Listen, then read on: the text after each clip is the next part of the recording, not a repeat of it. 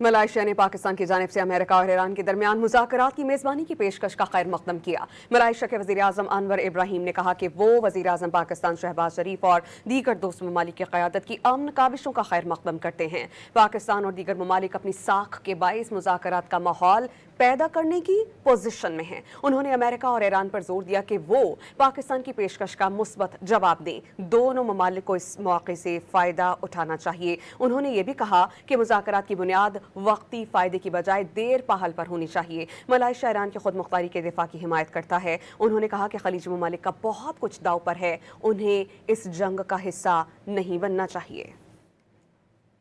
मलाइशिया ने पाकिस्तान की जानिब से अमेरिका और ईरान के दरमियान मुज़ाकरात की मेज़बानी की पेशकश का खैर मकदम किया। मलाइशिया के वज़ीर आज़म अनवर इब्राहिम ने कहा कि वो वज़ीर आज़म पाकिस्तान शहबाज शरीफ और दीगर दोस्त ममालिक की क़यादत की अमन काविशों का खैर मकदम करते हैं। पाकिस्तान और दीगर ममालिक अपनी साख के बाइस मुज़ाकरात का माहौल पैदा करने की पोजीशन में हैं। उन्होंने अमेरिका और ईरान पर जोर दिया कि वो पाकिस्तान की पेशकश का मुस्बत जवाब दें। दोनों ममालिक को इस मौके से फ़ायदा उठाना चाहिए। उन्होंने ये भी कहा कि मुज़ाकरात की बुनियाद वक्ती फ़ायदे की बजाय देर पहल पर होनी चाहिए। मलाइशिया ईरान की खुद मुख्तारी के दिफा की हिमायत करता है। उन्होंने कहा कि खलीजी ममालिक का बहुत कुछ दांव पर है, उन्हें इस जंग का हिस्सा नहीं बनना चाहिए।